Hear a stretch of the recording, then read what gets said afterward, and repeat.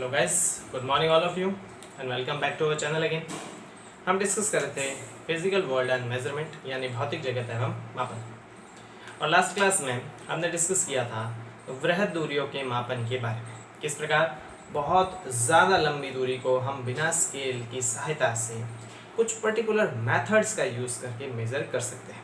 जैसे चंद्रमा की पृथ्वी से दूरी है, या किसी आकाशीय पिंड का आकार ज्ञात करना है, या फिर प्रतिध्वनि विधि से बहुत दूरस्थ स्थित किसी पहाड़ की दूरी ज्ञात करनी है।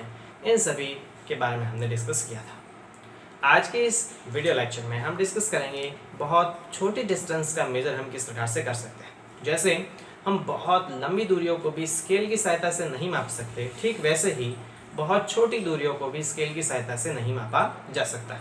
उसके लिए कुछ पर्टिकुलर मेथड्स का यूज़ किया जाता है, तो उन्हीं में से एक मेथड का हम यहाँ पे आज डिस्कशन करेंगे। लेकिन उससे पहले, इस मेथड को पढ़ने से पहले, इसमें एक मैथमेटिकल टर्म यूज़ होगा जो है रेशियो एंड प्रोपोर्शन, संख्याओं का अनुपात समानुपात। उसके बारे में मैं थोड़ा हल्का फुल्का आपको एक रिव्यू करा देता हूँ, जिससे आप समझ सको कि हम अनुपातों को किस प्रकार से सॉल्व करते हैं। और इस जो टॉपिक है अनुपात समानुपात, जो मैं आपको अभी बताऊँगा हल्का सा, उसका मैं यहाँ पे यूज़ भी करूँगा। तो चलिए शुरू करते हैं आज का सेशन। हम बेसिकली डिस्कस कर रहे हैं मेजरमेंट ऑफ स्मॉल डिस्टेंस यानी लघु दूरियों का मापन। लघु या सूक्ष्म दूरी कह दूं मैं उसे, सूक्ष्म दूरियों का मापन। जैसे हम बहुत ज़्यादा लंबी दूरियों को स्केल की सहायता से नहीं माप सकते हैं, ठीक वैसे ही बहुत छोटी दूरियों को भी स्केल की सहायता से नहीं मापा जा सकता। सूक्ष्मदर्शी की भी अपनी एक लिमिटेशन होती है। जो संयुक्त सूक्ष्मदर्शी हम यूज़ करते हैं, उसमें जो प्रकाश यूज़ होता है उसकी तरंग दैर्ध्य 4000 से 7000 एंगस्ट्रॉम के बीच होती है, तो हम उससे स्मॉल क्वांटिटीज़ को मेज़र नहीं कर सकते हैं। अभी मैं जो आपको कह रहा हूँ वो आपको बाद में समझ में आएगा, तो हम उसके बारे में डिस्कस नहीं कर रहे हैं।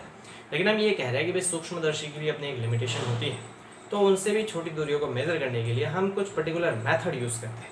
तो आज हम जिस मेथड का यूज़ करने वाले हैं उसे हम कहते हैं ऑलिक अम्ल विधि, यानी ऑलिक एसिड मेथड।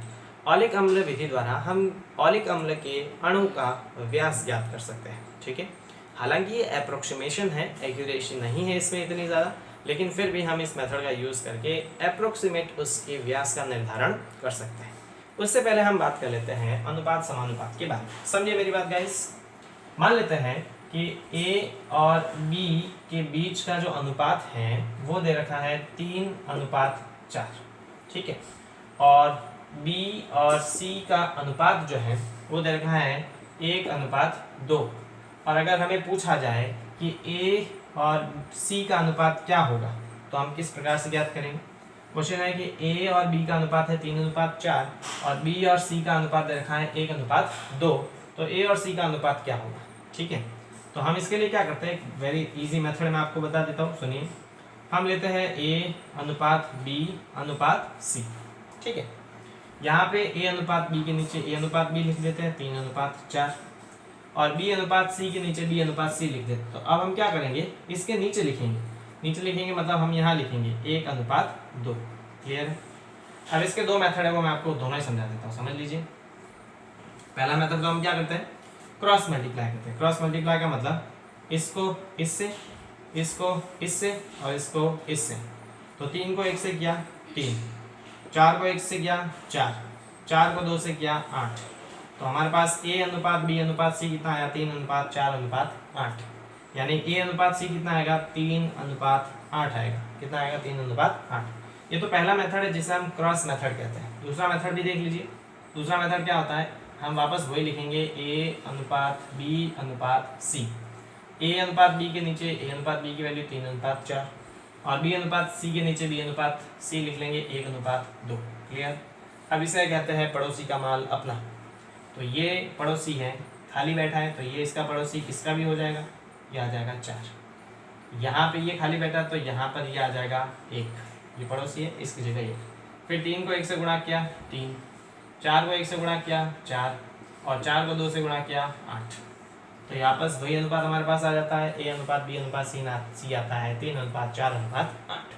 तो अगर हमें इस प्रकार से अनुपात दे रखे हो 2 और फिर 2 फिर 2, तो हम किसी के बीच में भी रिलेशन या अनुपात इस मेथड द्वारा ज्ञात कर सकते हैं। मैं आपको जो हमारे क्वेश्चन में यूज हो गए डेटा, उस डेटा का भी यूज करके बता देता हूँ, समझिएगा। वापस मान लेते हैं कि a अनुपात b जो दे रखा है, कोई भी वैल्यू हो सकती है, उनका अनुपात है, वो दे रखा है 1:20 और b अनुपात c दे रखा है 1:20। तो a अनुपात c कितना होगा? सेम मेथड यूज करेंगे, हम लिखेंगे a अनुपात b अनुपात c। ठीक है, a अनुपात b कितना दे रखा है? a रेशियो b है 1:20 और b रेशियो c कितना है? 1:20। पड़ोसी का माल अपना, यहाँ 20 है तो यहाँ भी क्या आ जाएगा? 20। यहाँ 1 है तो यहाँ भी क्या आ जाएगा? 1। 1 को 1 से किया 1, 1 को 20 से किया 20, 20 को 20 से किया 400। यानी a अनुपात c कितना आएगा? a अनुपात c आएगा, a अनुपात c आएगा 1:400। क्लियर है मेरी बात? समझ में आ गया होगा ये सबको। तो हम इसका यूज़ करते हैं हमारे इस मेथड में। तो मैं इसको रफ कर देता हूँ। मैंने आपको ये इसलिए बताया है क्योंकि मैं इसका यहाँ पे यूज़ करूँगा। मैं अगर सीधे बताता तो फिर आपको थोड़ी दिक्कत होती समझने में, इसलिए पहले मैंने ये अनुपात वाला थोड़ा आपको बता दिया, ताकि अब मैं जब इसका यूज़ करूँगा तो आपको दिक्कत नहीं होगी, आप समझ पाओगे कि ये अनुपात किस प्रकार से आया है। ठीक है, तो चलिए हम डिस्कस कर रहे हैं लघु दूरियों का मापन यानी सूक्ष्म दूरियों का मापन, और उसमें हम बात कर रहे हैं औलिक अम्ल विधि की। इसकी बात कर रहे हैं औलिक अम्ल विधि, औलिक अम्ल मेथड। ठीक है, देखिए औलिक अम्ल विधि द्वारा हम औलिक अम्ल के अणु का व्यास ज्ञात कर सकते हैं। क्या ज्ञात कर सकते हैं? औलिक अम्ल के अणु का व्यास। आपने पढ़ा होगा प्रत्येक पदार्थ परमाणुओं से मिलकर बना होता है, अणुओं से मिलकर बना होता है, और अणु का जो व्यास होता है वो बहुत छोटा होता है, 10⁻⁻10 मीटर के आसपास, बहुत छोटा होता है। तो इतने छोटे व्यास को हम डायरेक्टली स्केल की सहायता से मेजर नहीं कर सकते। इसके लिए हम इस मेथड का यूज़ करते हैं। ये स्पेशली औलिक अम्ल के व्यास को ही मेजर करने के काम आता है। अब औलिक अम्ल एक लिक्विड होता है। क्या होता है? लिक्विड, यानी एक द्रव होता है। तो औलिक अम्ल विधि द्वारा हम औलिक अम्ल जो कि एक द्रव है उसके अणु के व्यास का निर्धारण कर सकते हैं। कैसे कर सकते हैं वो समझते हैं। तो इसके लिए हम एक प्रोसेस यूज करते हैं। क्या प्रोसेस यूज करते हैं समझिएगा। 1 सेंटीमीटर क्यूब औलिक अम्ल को 20 सेंटीमीटर क्यूब अल्कोहल के साथ घोलते हैं। ठीक है, क्या करते हैं हम? 1 सेंटीमीटर क्यूब औलिक अम्ल को 20 सेंटीमीटर क्यूब औलिक अम्ल में घोलते हैं, और इस मिक्सचर में से ये जो मिक्सचर हमें मिला, क्या कहा मैंने? 1 सेंटीमीटर क्यूब औलिक अम्ल में 20 सेंटीमीटर क्यूब हम क्या मिलाते हैं? अल्कोहल मिलाते हैं। फिर हमें ये जो सॉल्यूशन मिलेगा 21 सेंटीमीटर क्यूब सॉल्यूशन मिलेगा, इसमें से वापस हम 1 सेंटीमीटर क्यूब सॉल्यूशन निकालते हैं। कितना सेंटीमीटर क्यूब निकालते हैं? 1 सेंटीमीटर क्यूब सॉल्यूशन निकालते हैं, और उस सॉल्यूशन में वापस 20 सेंटीमीटर क्यूब अल्कोहल मिलाते हैं। मेरी बात समझ में आ गई आपको? हमने क्या कहा कि 1 सेंटीमीटर क्यूब औलिक अम्ल में 20 सेंटीमीटर क्यूब अल्कोहल मिलाता है, यानी कि अगर 20 अणु मेरे पास अल्कोहल के होंगे तो 1 अणु औलिक अम्ल का होगा। इस पूरे सॉल्यूशन में ये 21 सेंटीमीटर क्यूब का सॉल्यूशन बना, 20 सेंटीमीटर क्यूब ये, 1 सेंटीमीटर क्यूब ये। तो इस 20 सेंटीमीटर क्यूब सॉल्यूशन में से 1 सेंटीमीटर क्यूब सॉल्यूशन निकालते हैं। कितना निकालते हैं? 1 सेंटीमीटर क्यूब सॉल्यूशन निकालते हैं, और उसमें वापस 20 सेंटीमीटर क्यूब अल्कोहल मिलाते हैं। ठीक है, तो इस प्रकार हमारे पास जो फाइनल सॉल्यूशन आएगा, उस फाइनल सॉल्यूशन में अल्कोहल की सांद्रता कितनी होगी, औलिक अम्ल की सांद्रता कितनी होगी। मेरी बात समझ में आई? क्लियर? क्या कहा मैंने? 1 सेंटीमीटर क्यूब औलिक अम्ल में 20 सेंटीमीटर क्यूब अल्कोहल मिलाया, 21 सेंटीमीटर क्यूब का सॉल्यूशन बना। इस सॉल्यूशन में अगर 21 सेंटीमीटर क्यूब सॉल्यूशन होगा तो उसमें 20 सेंटीमीटर क्यूब तो अल्कोहल है, 1 सेंटीमीटर क्यूब ऑलिक एसिड है, कम है। इस सॉल्यूशन का मैंने 1 सेंटीमीटर क्यूब लिया और उसमें वापस 20 सेंटीमीटर क्यूब अल्कोहल मिलाया। तो हमारे पास जो अब सॉल्यूशन बना है उसमें इस ऑलिक अम्ल की कंसंट्रेशन कितनी होगी? बहुत कम, बहुत सांद्रता कम होगी, ऑब्वियस सी बात है। 20 सेंटीमीटर, जो 21 सेंटीमीटर क्यूब पूरा सॉल्यूशन था हमारे पास, यहाँ पे जो 21 सेंटीमीटर क्यूब पूरा सॉल्यूशन था उसमें केवल 1 सेंटीमीटर क्यूब ऑलिक अम्ल था। अब इतने भाग में से 1 सेंटीमीटर क्यूब निकाला, उसमें वापस 20 सेंटीमीटर क्यूब अल्कोहल मिला दिया, तो हमारे पास अब जो सॉल्यूशन बना है उसमें इस ऑलिक अम्ल की सांद्रता बहुत से भी बहुत कम होगी। कितनी होगी? हमने अभी निकाला था, सांद्रता निकाल लेते हैं। तो A अनुपात B अनुपात C। A अनुपात B कितना था? 1:20, 1:20, ठीक है। और फिर उसमें वापस हमने कितना अनुपात मिलाया? वापस 1 सेंटीमीटर क्यूब में 20 सेंटीमीटर मिला है, मतलब वापस 1:20 में मिला है। तो फाइनल कितना बनेगा मेरे पास? यहाँ पे ये 1 आ जाएगा, ये 20 आ जाएगा। अभी मैंने बताया 1 × 1 1, 20 × 1 20 और 20 × 20 400। मतलब ऑलिक अम्ल, ये है ऑलिक एसिड, ऑलिक अम्ल, और ये है मेरे पास कौन सा? ये है मेरे पास अल्कोहल, ठीक है। तो ऑलिक अम्ल और अल्कोहल का जो मेरे पास रेशियो आएगा वो आएगा 1:400। मतलब फाइनल सॉल्यूशन में जो हमारे पास ऑलिक अम्ल की कंसंट्रेशन होगी, ऑलिक अम्ल का जो मेरे पास सांद्रता होगी वो 1/400 होगी। कितनी होगी? 400। क्लियर? तो मैंने ये कहा, वापस सुन लो आराम से, कि 1 सेंटीमीटर क्यूब ऑलिक अम्ल में 20 सेंटीमीटर क्यूब अल्कोहल मिलाते हैं। मतलब ऑलिक अम्ल की सांद्रता बहुत कम है। इस बहुत कम सांद्रता का भी 1 सेंटीमीटर क्यूब सॉल्यूशन लेते हैं और उसमें वापस 20 सेंटीमीटर क्यूब अल्कोहल मिलाते हैं। तो ऑलिक अम्ल की सांद्रता और कम हो जाएगी। कितनी हो जाएगी? ऑलिक अम्ल की सांद्रता हो जाएगी, ऑलिक अम्ल की सांद्रता, ऑलिक अम्ल की जो सांद्रता आएगी वो आ जाएगी 1/400 सेंटीमीटर क्यूब ऑलिक अम्ल पर सेंटीमीटर क्यूब ऑफ अल्कोहल, ठीक है। तो फाइनल सॉल्यूशन में मेरे पास अगर 400 ड्रॉप्स या 400 बूंदे अल्कोहल की होगी तो 1 बूंद ऑलिक अम्ल की होगी। इतनी इसकी कंसंट्रेशन होगी, बहुत कम। अब इस इतने कम कंसंट्रेशन के सॉल्यूशन को हम पानी में किसी टैंक में पानी लेते हैं, स्थिर सतह होती है, और उस पानी की सतह पर इस सॉल्यूशन को डाल देते हैं। तो मान लेते हैं हमने एक टैंक लिया जिसमें पानी भरा हुआ है, जल भरा हुआ है, और इस जल की सतह पर इस सॉल्यूशन को डाल दिया जाता है। ये जो मैंने डाला है ये ऑलिक अम्ल और इस अल्कोहल का क्या है? सॉल्यूशन है। ऑलिक अम्ल और अल्कोहल का सॉल्यूशन, ये है ऑलिक अम्ल और अल्कोहल का सॉल्यूशन। जहाँ पे हम बहुत अच्छी तरह से देख सकते हैं, जो ये ब्लू कलर के आपको दिख रहे हैं वो तो है अल्कोहल, क्योंकि अल्कोहल की सांद्रता ज़्यादा है, इसके अणु ज़्यादा होंगे। और जो रेड कलर के दिख रहे हैं वो है ऑलिक अम्ल के अणु, क्योंकि उसकी सांद्रता कम है। 400 अणु जब अल्कोहल के होंगे तो 1 अणु ऑलिक अम्ल का होगा, इसलिए मैंने ब्लू वाले डॉट ज़्यादा बनाए, मतलब अल्कोहल उसमें ज़्यादा है और ऑलिक अम्ल उसमें क्या है? कम है। तो ये वाले ब्लू वाले तो क्या है? किसके अणु है? अल्कोहल के अणु है। और जो रेड वाले हैं वो किसके अणु हैं? वो ऑलिक अम्ल के अणु, ठीक है। ये रेड वाले हैं ऑलिक अम्ल के अणु। ये सॉल्यूशन हमने पानी पर डाला, और पानी पर डालने से मतलब है पानी पर एक बहुत पतली सी लेयर बनानी है, ज़्यादा नहीं डालना है, बहुत पतली सी लेयर बनानी है। लेकिन कितनी भी पतली लेयर बनाएंगे उसमें अणुओं की बहुत सारी संख्या बन जाएगी। अब क्या होगा? कुछ देर बाद अल्कोहल जो है वो वाष्पशील होता है, तो अल्कोहल वाष्पित हो जाएगा, मतलब इस पानी की सतह से उड़ जाएगा। अगर अल्कोहल के जितने भी अणु हैं वो पानी की सतह से हट जाएंगे तो बाकी मेरे पास केवल कौन से अणु बचे रह जाएंगे? पानी की सतह पर केवल और केवल ऑलिक अम्ल के अणु बच जाएंगे। किसके अणु बच जाएंगे? ऑलिक अम्ल के अणु बच जाएंगे, ठीक है। और ऑलिक अम्ल के अणुओं की सांद्रता बहुत कम थी, तो हम ये मानते हैं कि जो पानी की सतह पर ऑलिक अम्ल के अणु बचे हैं वो केवल एक ही लेयर बची है, ज़्यादा लेयर नहीं है। इसका ये मतलब है कि अब जो मेरे पास इस लेयर की जो चौड़ाई है, मोटाई, मान लेते हैं लेयर की मोटाई t है, वो केवल ऑलिक अम्ल के अणु के व्यास के बराबर ही बची रह गई है। क्लियर है? तो हम क्या जानते हैं कि यहाँ पर अगर हम इस फिल्म की चौड़ाई ज्ञात करें तो वो चौड़ाई इस ऑलिक अम्ल के अणु के व्यास के बराबर होगी। क्लियर? एक बार आप समझ लीजिए, फिर मैं कैलकुलेशन करता हूँ। हमने क्या किया? 1 सेंटीमीटर क्यूब ऑलिक अम्ल को 20 सेंटीमीटर क्यूब अल्कोहल में मिला, तो ऑलिक अम्ल की सांद्रता बहुत कम हुई। इसका 1 सेंटीमीटर क्यूब निकाला और उसमें वापस 20 सेंटीमीटर क्यूब अल्कोहल डाला। तो इस प्रकार जो ऑलिक अम्ल की सांद्रता होगी वो 1/400 सेंटीमीटर क्यूब की कैसे होगी मैं बता दिया।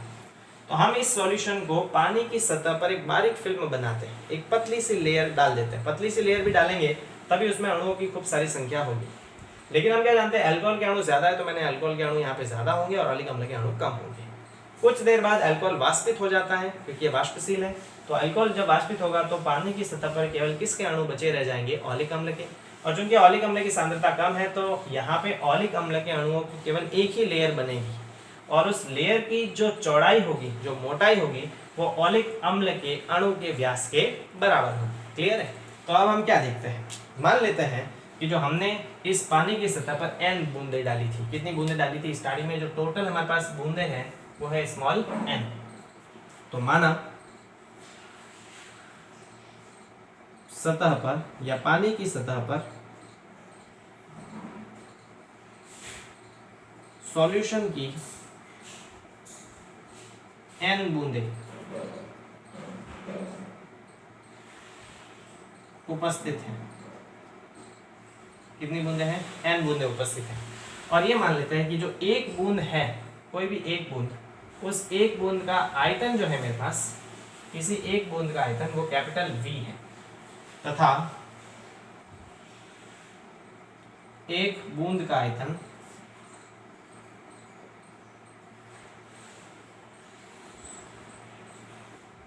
V सेंटीमीटर क्यूब है। तो माना कि पानी की सतह पर सॉल्यूशन की n बूंदें हैं और एक बूंद का आयतन कितना है? V centimetre cube. अगर एक बूंद का आयतन V सेंटीमीटर क्यूब है तो हमने जो ये लेयर डाली है, इस पूरी लेयर का हमारे पास आयतन निकालना है। तो क्या करेंगे, जो हमारे पास नंबर ऑफ जो बूंदे हैं, एक बूंद का आयतन अगर V है और टोटल n बूंदे हैं, तो टोटल कितना आयतन आएगा? टोटल आयतन आएगा, इस n को V से क्या कर देंगे? गुणा। तो घोल की या लेयर की जो हमने यहाँ पे डाली है, परत का संपूर्ण आयतन, परत का संपूर्ण आयतन कितना आएगा? n into V centimetre cube. एक बूंद का आयतन V है और n बूंदे हैं, तो टोटल आयतन कितना आएगा सभी का? n into V centimetre cube. ये तो पूरे के पूरे घोल का आयतन आ गया, पूरे के पूरे लेयर का आयतन आ गया। लेकिन इस लेयर में ऑलिक अम्ल की सांद्रता कितनी है? इस लेयर में ऑलिक अम्ल की सांद्रता 1/400 है। तो ऑलिक अम्ल की अगर हम केवल आयतन की बात करें, ऑलिक अम्ल का आयतन कितना आएगा, इसको हम ऑलिक अम्ल की सांद्रता से गुणा कर देंगे। तो केवल ऑलिक अम्ल का आयतन निकाले हम, ऑलिक अम्ल का आयतन, ऑलिक अम्ल का आयतन, तो वो कितना आएगा? इस NB को 1/400 से गुणा करेंगे ऑलिक अम्ल की सांद्रता से। ये मेरे पास केवल और केवल ऑलिक अम्ल का आयतन आएगा। मतलब हमारे पास ये जो लेयर बची है, इस पूरी लेयर का जो आयतन आएगा वो इसके बराबर आएगा। क्लियर? अब हम क्या करते हैं, अगर इस टैंक को मैं ऊपर से देखूं तो मुझे ये इस तरह से दिखाई देगा। और हम मान लेते हैं इस पूरे टैंक का जो अनुप्रस्थ काट का क्षेत्रफल है वो है कैपिटल A और इसकी जो चौड़ाई है वो है T। तो इस हिसाब से हमारे पास इसका आयतन कितना आना चाहिए? आयतन होता है क्षेत्रफल इंटू चौड़ाई। तो हम क्या मानते हैं, यहाँ पे मैं लिख देता हूँ, इसको रफ कर देता हूँ गाइस, ठीक है? ऊपर वाले पोर्शन को रफ कर देता हूँ।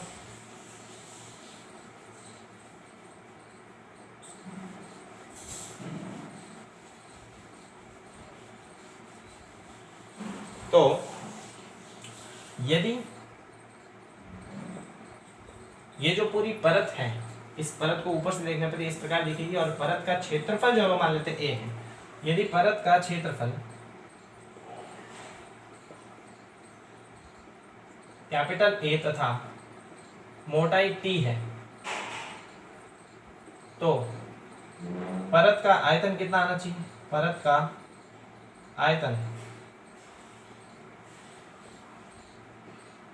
आयतन जो होता है वो होता है क्षेत्रफल इंटू चौड़ाई। तो क्षेत्रफल इंटू मोटाई, ये आ जाएगी इक्वेशन नंबर 2। इसको दे दे इक्वेशन नंबर 1। अब ये इक्वेशन भी किसका आयतन है? ये ऑलिक अम्ल का आयतन दर्शाती है। ये इक्वेशन भी किसका आयतन दर्शाती है? ऑलिक अम्ल का आयतन। तो दोनों एक दूसरे के क्या आना चाहिए? बराबर आना चाहिए। तो इक्वेशन 1 और 2 से, इक्वेशन 1 व इक्वेशन 2 से हम लिख सकते हैं कि AT का मान किसके बराबर आना चाहिए? NV/400 के बराबर। ठीक है, यहाँ से T बराबर किसका आएगा? तो ये इसके भाग में चला जाएगा, ये आ जाएगा NV/400 और इंटू A। यहाँ पर ये जो T है वो T किसके बराबर है? परत की मोटाई के बराबर। और परत की मोटाई किसके बराबर है? ऑलिक अम्ल के व्यास के बराबर। यहाँ पर T जो है, T ऑलिक अम्ल के व्यास के बराबर है। ऑलिक अम्ल अणु के व्यास के बराबर है, अणु के व्यास के बराबर है। तो इस प्रकार अगर हमें ऑलिक अम्ल के अणु के व्यास ज्ञात करना है तो हमें कुल आयतन पता होना चाहिए। क्षेत्रफल पता होना चाहिए और ऑलिक अम्ल की सांद्रता हमें पता है। नंबर ऑफ जो हमारे पास बूंदे हैं वो हमें पता हो जाए तो हम ऑलिक अम्ल के अणु का व्यास ज्ञात कर सकते हैं। क्लियर है गाइस? ठीक, तो ये पूरी प्रोसेस जो है वो हम किसके लिए यूज करते हैं? ऑलिक अम्ल के अणु का व्यास ज्ञात करने के लिए यूज करते हैं। एक बार हल्का सा रिव्यू और कर देता हूँ, समझ लीजिए। 1 सेंटीमीटर क्यूब ऑलिक अम्ल को 20 सेंटीमीटर क्यूब अल्कोहल में डालते हैं। इस प्रकार जो सॉल्यूशन मिलता है उसके 1 सेंटीमीटर क्यूब में 20 सेंटीमीटर क्यूब अल्कोहल डालते हैं, तो ऑलिक अम्ल की सांद्रता कितनी आएगी? 1/400। अब ये जो सॉल्यूशन है उसको हम पानी की सतह पर डालते हैं, बारीक फिल्म होने के बावजूद भी इसमें अल्कोहल और ऑलिक अम्ल होने के कारण 2-3 लेयर बन जाएगी अणुओं की। लेकिन जो अल्कोहल है वो वाष्पशील है, तो थोड़ी देर बाद वाष्पशील होने के कारण वाष्पित हो जाएगा। केवल कौन सा हमारे पास बचा रह जाएगा पानी की सतह पर? ऑलिक अम्ल। और ऑलिक अम्ल की सांद्रता वैसे ही कम थी, अणुओं की संख्या कम है, तो हम ये मानते हैं कि जो लेयर बनी है उसमें केवल एक ही अणु है, एक ही अणु की लेयर बनी है, उससे ज़्यादा नहीं। तो इस हिसाब से जो हमारे पास लेयर बची है उसकी चौड़ाई ऑलिक अम्ल के व्यास के बराबर होगी। क्लियर? अब मान लेते हैं कि यहाँ पे n बूंदे थी और एक बूंद का आयतन v है, तो टोटल आयतन कितना आएगा? nv centimetre cube. अब यहाँ पे ऑलिक अम्ल का आयतन ज्ञात करना है, तो ये तो कुल आयतन है, ऑलिक अम्ल की सांद्रता से इसको गुणा करेंगे, ऑलिक अम्ल का आयतन आएगा। अब इसको ऊपर से देखने पर ये इस तरह से दिखेगा गोल। इसका क्षेत्रफल मान लेते हैं और चौड़ाई t है, तो कुल आयतन कितना आएगा? a × t। तो ऑलिक अम्ल का आयतन किसके बराबर? AT के बराबर। ये भी ऑलिक अम्ल का आयतन, ये भी ऑलिक अम्ल का आयतन, दोनों को बराबर किया, यहाँ से t निकाला। ये t किसके बराबर आएगा? t परत की चौड़ाई के बराबर आएगा, और परत की चौड़ाई जो है वो ऑलिक अम्ल के अणु के व्यास के बराबर आएगी। तो इस प्रकार हम इस थ्योरेटिकल मेथड की सहायता से ऑलिक अम्ल के अणुओं का व्यास ज्ञात कर सकते हैं। तो आज के लेक्चर में इतना ही। ये चैप्टर आपके ऑलमोस्ट हो चुका है कंप्लीट। इसमें एक और टॉपिक हालांकि नहीं है, लेकिन मैं चाहता हूँ कि मैं उसको पढ़ा दूंगा, तो एक लेक्चर वीडियो और मैं यहाँ पे इस चैप्टर का अपलोड कर दूंगा। उसके बाद ये चैप्टर आपके हो जाएगा क्लोज, एंड देन आफ्टर हम नए चैप्टर को स्टार्ट करेंगे हमारे अगले वीडियो लेक्चर में। तो मिलते गाइस नेक्स्ट वीडियो में नए टॉपिक के साथ। Thank you so much.